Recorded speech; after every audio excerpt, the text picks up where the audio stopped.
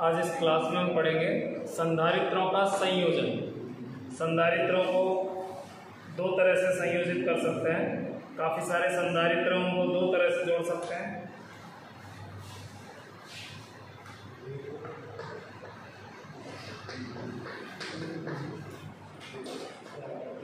संधारित्रों का संयोजन, combination of capacitors, जिसमें फर्स्ट ले लेते हैं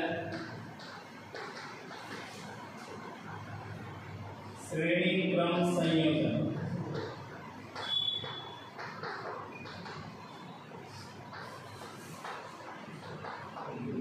सीरीज कॉम्बिनेशन,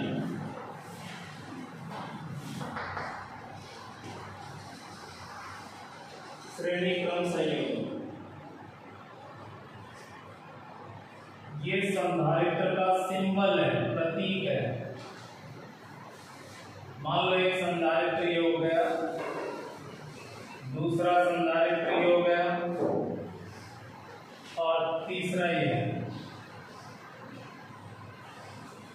तीनों को एक सेल से जोड़ दें, बैटरी से जोड़ दें। पहले मैं थोड़ा सा रफली बता देता हूं इसके अंदर आवेश कैसे आता है।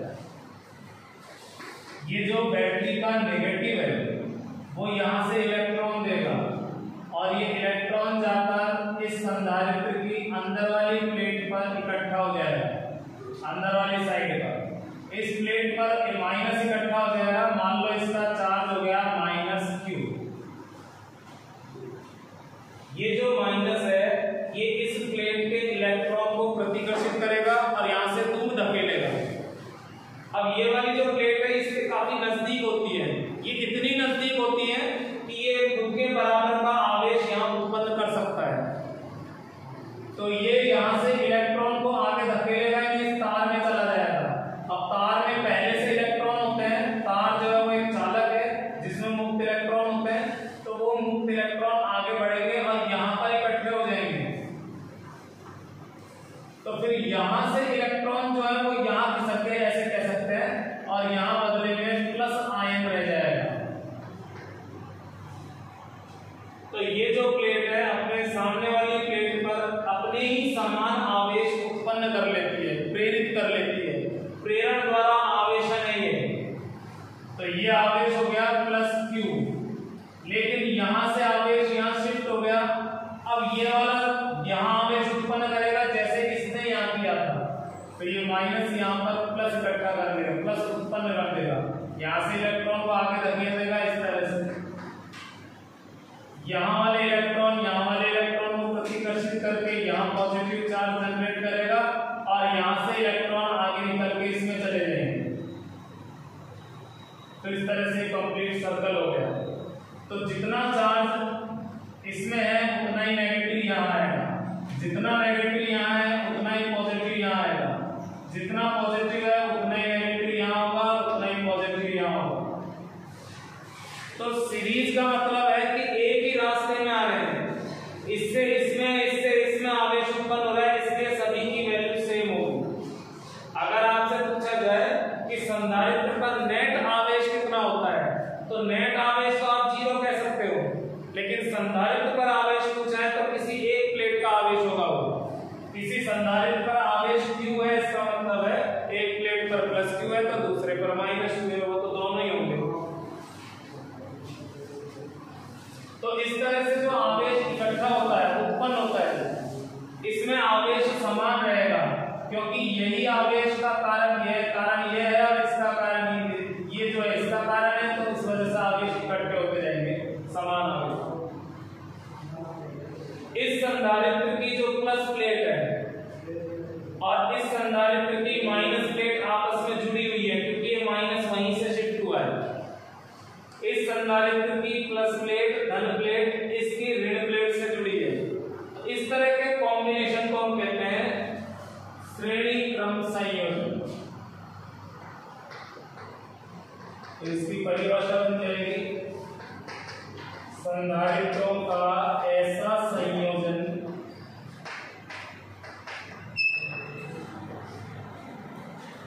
संधारित्रों का ऐसा संयोजन जिसमें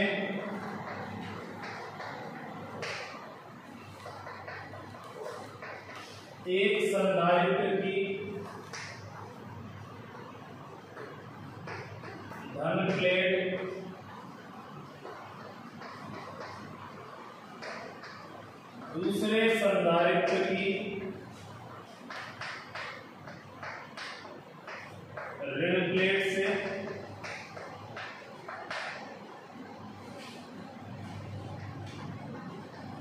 तथा दूसरे संधारित्र की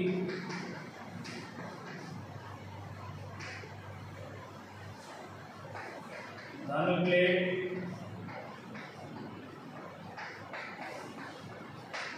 तीसरे संधारित्र की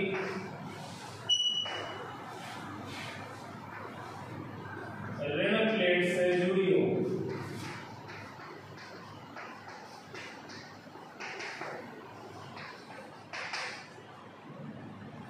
उसे श्रेणी क्रम संयोजन कहते हैं।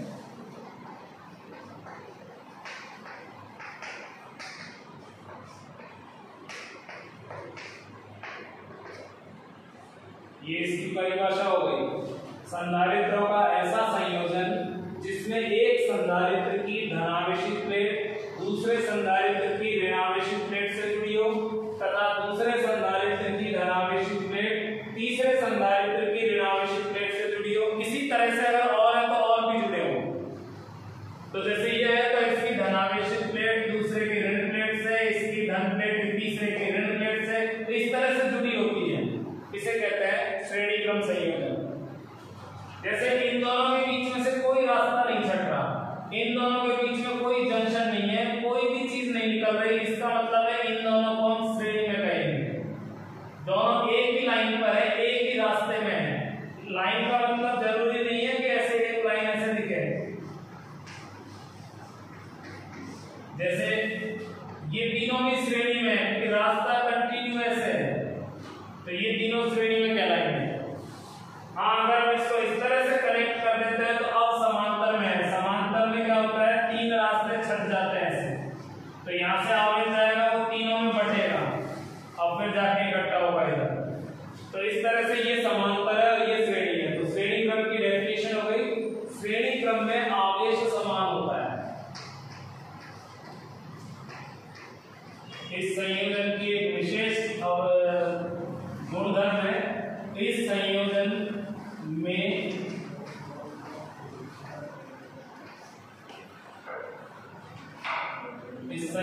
में प्रत्येक संधारित्र का आवेश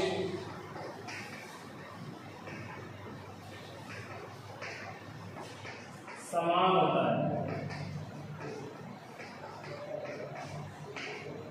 आवेश समान होगा इसमें।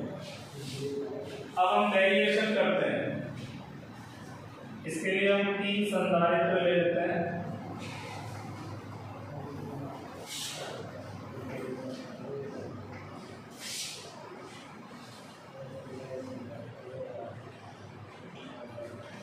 तीन, चार, पांच कितने भी ले सकते हो, मिनिमम तीन लेने हैं तो फिर तीन ही ले लेते हैं, क्यों लाइन भी काम कर। संधारित्र में दोनों लाइन बराबर साइज की होनी चाहिए हाइट में। ये सिंबल है संधारित्र का। मान लेते हैं ये जो बैटरी है या सेल है, ये टोटल वोल्टेज दे सकता है V। इसमें मान लो ये C1, ये C2, ये C3, चाहे इधर से मान लो। इसमें आवेश अगर Q है तो इसमें भी आवेश Q होगा और इसमें भी आवेश Q होगा, क्योंकि श्रेणी है। वो तो एक में प्लस Q होगा तो दूसरे में माइनस, लेकिन संधारित्र का आवेश कहेंगे Q। इन दोनों प्लेटों के मध्य का विभवांतर V1 मान लेते हैं। ऐसे इस संधारित्र का विभवांतर V2 और इसका विभवांतर V3। विभवांतर अलग अलग हो सकता है। क्यों होंगे अलग अलग? क्योंकि V बराबर होता है Q/C। अब तीनों में आवेश तो बराबर है, तो फिर ये व्युत्क्रमानुपाती हो गया C के। जिसकी धारिता जितनी ज्यादा उसका विभवांतर उतना ही कम।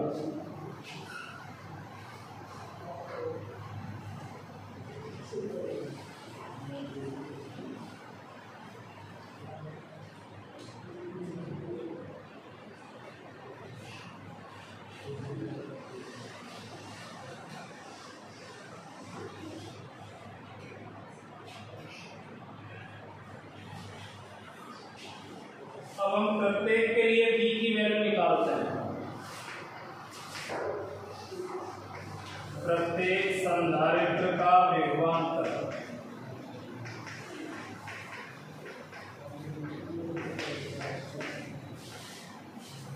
प्रत्येक संधारित्र का विभवांतर, जैसे V1 लें तो V हो जाएगा Q/C1। इसमें 1 नहीं लगेगा, Q तो तीनों के लिए सेम है, लेकिन इसकी धारिता C1 है, वोल्टेज V1 है। ऐसे दूसरे संधारित्र के लिए इस तरह से हो जाएगा V2 Q/C2। थर्ड के लिए होगा V3 Q/C3। कुल विभवांतर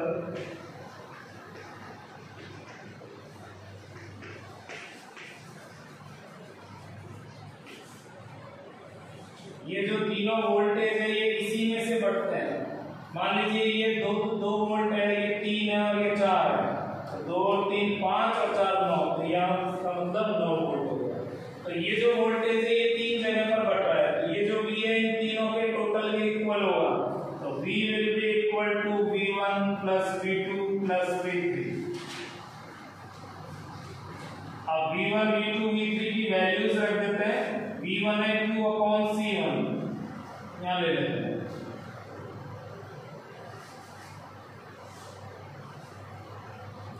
तो V इक्वल टू होगा Q/C1 plus Q/C2 plus Q/C3।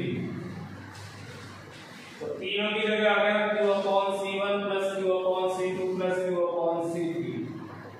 Now we have to take common Q। अब हम Q को कॉमन ले लेंगे, तो 1/C1 plus 1/C2 plus 1/C3 ये बच जाएगा ब्रैकेट। इसको इक्वेशन डाल के छोड़ देते हैं फिलहाल।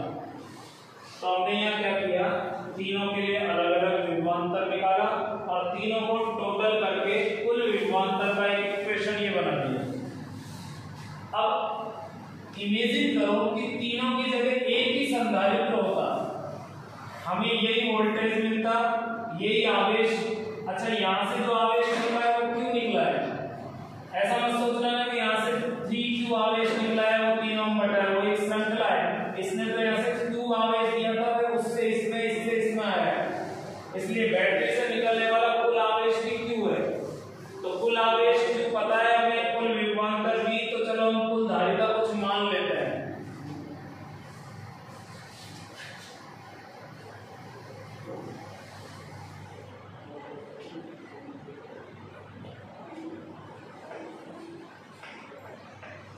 यदि संयोजन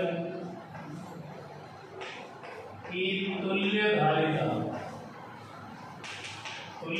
कह दो या कुल धारिता कह दो, इक्विवेलेंट कैपेसिटेंस CS मान लें। CS इसलिए माना है कि ये सीरीज है, तो सीरीज के लिए हमने S टर्म यूज कर ली। तो तुल्य धारिता CS मान लें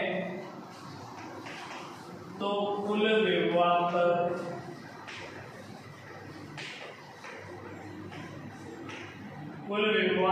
V हो जाएगा कुल आवेश बटे कुल धारिता। तीनों को मिलाकर एक साथ सूत्र लिखेंगे तो कुल बैटरी से निकलने वाला कुल विभवांतर और बैटरी से निकलने वाला कुल आवेश और ये तीनों को मिलाकर कुल धारिता। तो इक्वेशन 4 एंड 5 दोनों में देखिए लेफ्ट साइड सेम है, तो इसका मतलब राइट साइड भी सेम होंगे, तो दोनों को कंपेयर करें। समीकरण 4 5 की तुलना करने पर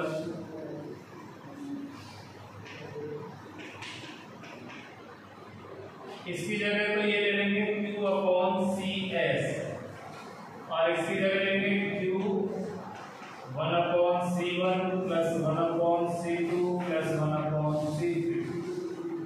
Q से Q कैंसिल हो जाएगा, 1/CS equal to 1/C1 plus 1/C2 plus 1/C3। यदि n संधारित्र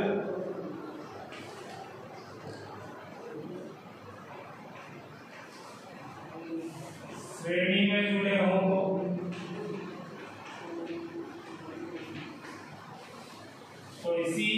में इसको आगे बढ़ा देंगे n तक 1/CS equal to 1/C1 plus 1/C2 plus up to 1/CN। This is the expression for the equivalent capacitance for series combination। श्रेणी संयोजन की तुल्य धारिता का व्यंजक हो गया है, जिसमें सभी की धारिताएं व्युत्क्रम होकर जुड़ती हैं। ऐसा रेजिस्टेंस के लिए आता है, वो समांतर के लिए आता है। रेजिस्टेंस में जो पैरेलल में आता है 1/R1 करके इस तरह से, जो यहाँ पर सीरीज में आता है, तो दोनों में उल्टे है रिजल्ट। अब इसके कुछ स्पेशल केसेस देखते हैं, विशेष स्थितियां।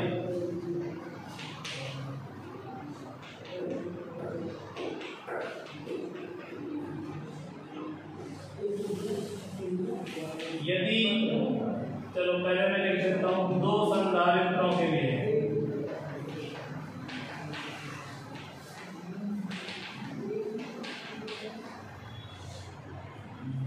इस फॉर्मूले को थोड़ा सॉल्व करते हैं। 1/C1 plus 1/C2। अगर केवल दो ही लेने हैं तो बाकी छोड़ देते हैं, दो ही रख लेते हैं। 1/C1 plus 1/C2। यहाँ C1 C2 लघुत्तम के रूप में आ जाएंगे, ये इधर चला जाएगा, ये इधर चला जाएगा। अब दोनों तरफ व्युत्क्रम कर लेते हैं, इन्वर्स कर लेते हैं, इसको ऊपर ले लेते हैं, तो फिर इधर भी उल्टा करना पड़ेगा। तो C1 C2 नीचे हो जाएगा C1 प्लस C2। पहले C1 लिखने तो कोई फर्क नहीं पड़ता। तो कोई भी न्यूमेरिकल है, किसी भी न्यूमेरिकल में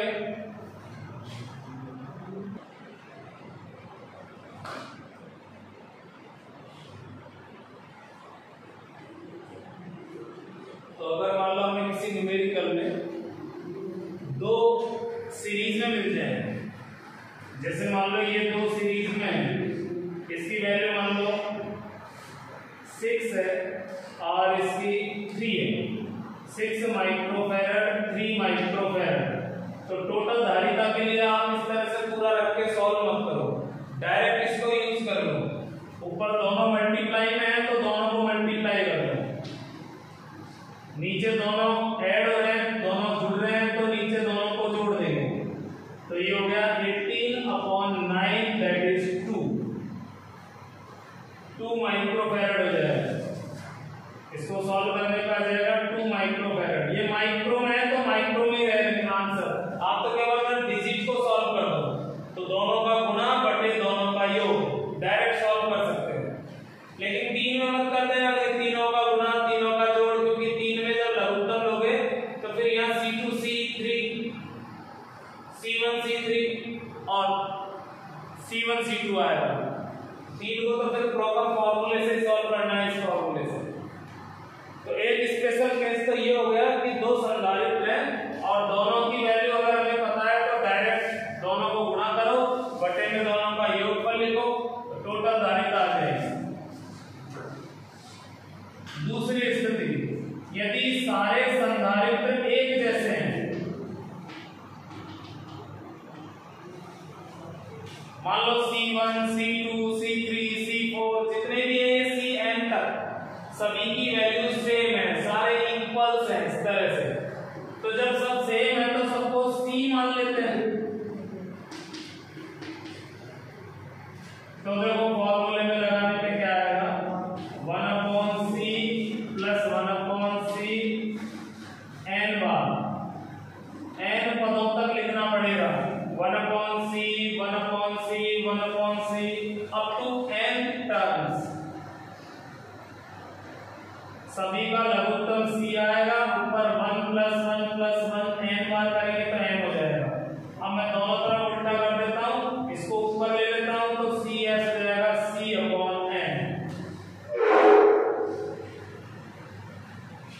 अगर एक जैसे मान लो 10 संधारित्र जुड़े हैं, 10 संधारित्र सीरीज में लगे हैं, तो यहाँ 10 से डिवाइड कर देंगे, तो एक की जो कैपेसिटी है उससे भी 10 गुना कम हो जाएगी। तो सीरीज में कैपेसिटेंस कम हो जाता है, सीरीज में धारिता घटती है। तो श्रेणी संयोजन की दो बड़ी विशेषताएं हो गई। एक तो ये कि आवेश समान होता है, इसको आधार रखो, इसको बेस लेकर हमने डेरिवेशन किया है, क्यों जबकि तो कैंसिल हो गया कॉमन आके। और दूसरी चीज ये सीरीज में धारिता कम होती जाती है, क्योंकि व्युत्क्रम होकर जुड़ेगी तो कम आएगी। अगर मान लो आपके पास में 3 संधारित्र है, एक की वैल्यू 1 है, दूसरे की 2 है और इसकी 3 है, तो तीनों को सॉल्व करने पे जो सबसे छोटा है उससे भी छोटा आएगा। यानी अगर ये 1 है तो 1 से भी छोटा आ जाएगा। अगर मान लो यहाँ है 1, यहाँ 2, यहाँ 3, तो इसको सॉल्व करेंगे तो एलसीएम लेंगे 6, 1 + 3 + 2, तो 5/6 हो गया 1/CS, तो CS हो जाएगा 6/5। उल्टा हो गया,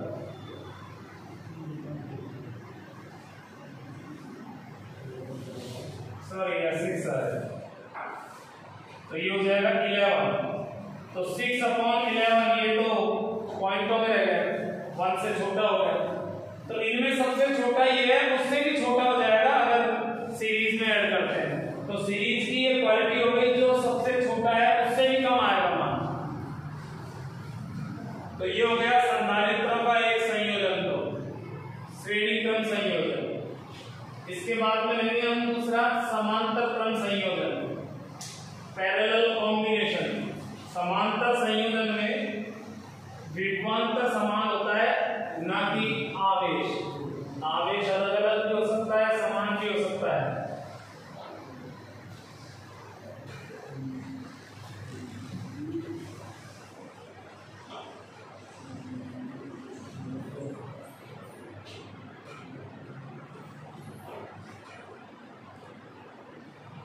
दूसरा है समांतर, समांतर को पार्श्व भी कह देते हैं, क्रम संयोजन, पैरेलल कॉम्बिनेशन।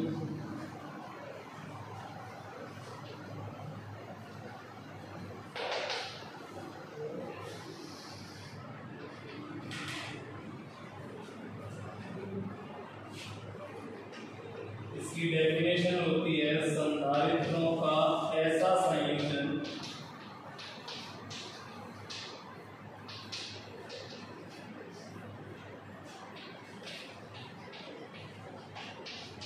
जिसमें सभी संधारित्रों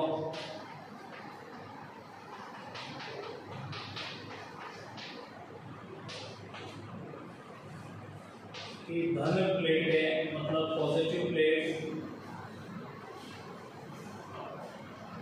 एक साथ जुड़ी हो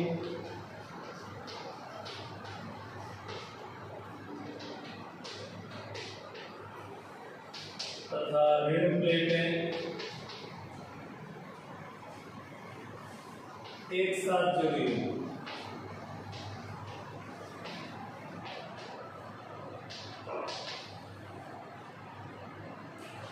उसे समांतर संयोजन कहते हैं।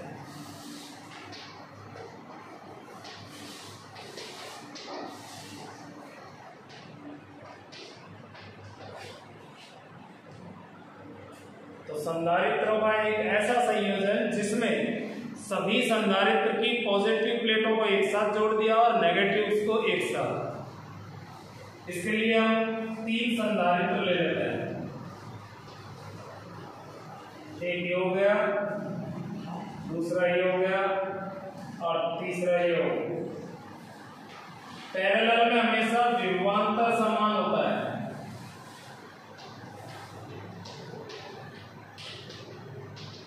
इस संयोजन में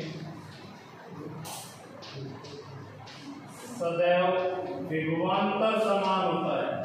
potential difference will be same.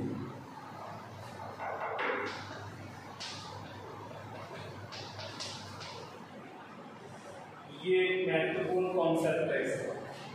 संधारित्र ही नहीं, कोई भी एलिमेंट लगाओ, रेजिस्टेंस लगाओ, प्रेरक कुंडली लगी हो या कोई और एलिमेंट लगाओ, डायोड, ट्रांजिस्टर एक्सेट्रा, विभवांतर समान होते हैं, समांतर में चाहे जो भी हो। अब इसमें क्या करना है, 3 प्लेटों को एक तरफ कनेक्ट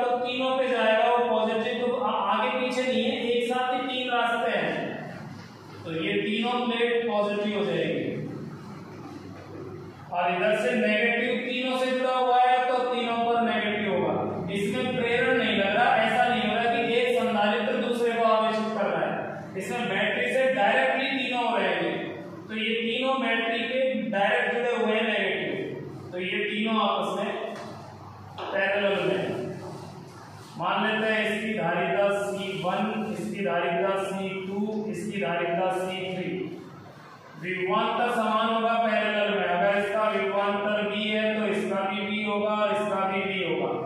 आवेश अलग अलग हो सकता है, इसलिए मैं आवेश ले लेता हूँ यहाँ Q1, यहाँ Q2, यहाँ Q3, क्योंकि रास्ता अलग अलग हो गया तीनों का।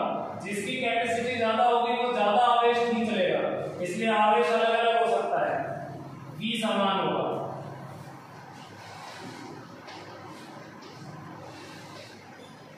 प्रत्येक संधारित्र का विभवांतर, विभवांतर तो किसने में था, इस बार आवेश जोड़ेंगे। प्रत्येक संधारित्र का आवेश Q बराबर होता है CV। तो जैसे इसमें देखो तो दोनों पे 1 लग रहा है, इस पे 1 नहीं है, तो दोनों पे लगा देंगे। दूसरे का आवेश हो जाएगा C2V, तीसरे का आवेश होगा C3V। तो इस तरह से तीनों का आवेश आ जाएगा।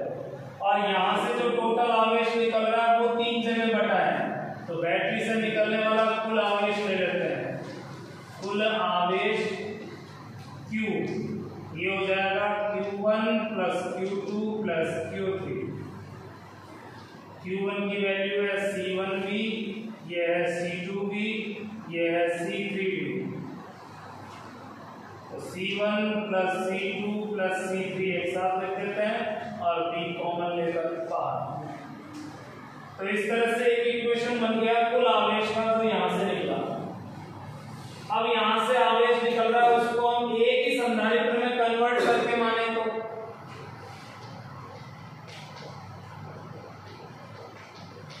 यदि संयोजन की तुल्य धारिता Cp मान ले तो कुल आवेश पैरेलल है, इसलिए मैंने P लगा दिया है। तो कुल आवेश फॉर्मूला यही चलेगा, लेकिन अब कुल आवेश हो जाएगा कुल धारिता और कुल विभवांतर। तो एक समीकरण टोटल के लिए बना दिया। अब ये दोनों समीकरण में Q सेम है, ये जो Q है ये बैटरी से निकलने वाला कुल आवेश है, वो भी यहाँ पर ही है, तो दाएं पक्ष भी बराबर कर देंगे। समीकरण 4 व 5 की तुलना करने पर तो दोनों के जो राइट साइड वाले ये पक्ष है इनको बराबर कर देते हैं। तो ये तो है Cp इंटू V और इसमें है C1 plus C2 plus C3 into V। तो V कैंसिल हो जाएगा दोनों तरफ और ये हो जाएगा Cp equal to C1 plus C2 plus C3। यदि n संधारित्र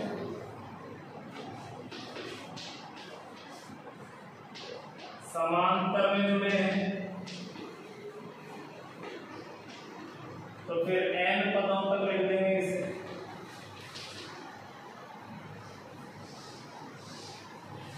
लाइक दिस। अब स्पेशल केसेस, विशेष स्थिति।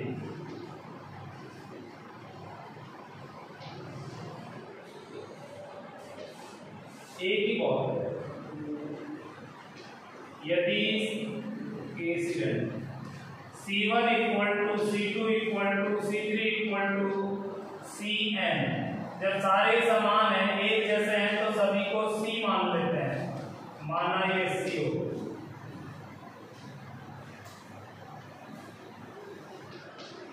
तो C भी हो जाएगा, इसकी जगह C रखेंगे, इसकी जगह C रखेंगे, तो C प्लस n बार लिखना है, मतलब n गुना हो जाएगा पहले वाले। तो पिछले वाले में n का भाग लग रहा था, इसलिए धारिता कम होती है। समांतर में n गुणे में आ रहा है, गुणा में आ रहा है, वैसे भी देख लो ऐड हो रही है, तो समांतर क्रम संयोजन में धारिता बढ़ जाती है। तो समांतर क्रम और श्रेणी क्रम में दोनों में एक एक चीज का डिफरेंस तो ये हो गया कि श्रेणी क्रम में आवेश समान होता है जबकि समांतर में विभवांतर समान होता है। एक अंतर तो ये हो गया। दूसरा अंतर, श्रेणी क्रम में धारिता का मान घटता है जबकि समांतर में धारिता का मान बढ़ता है। तो ये मेन डिफरेंस है, एक तो स्टार्टिंग कॉन्सेप्ट का और एक फाइनल जो रिजल्ट आया उसके आधार पर। अब इसमें मैं वो वाली स्पेशल केस नहीं बता रहा हूँ दो के लिए, दो को तो डायरेक्ट जोड़ोगे, इसमें क्या हिसाब लगाना। तो ये हो गया संधारित्रों का संयोजन, श्रेणी और समांतर दोनों। कई बार मिक्स संयोजन भी होते हैं, जैसे ये है।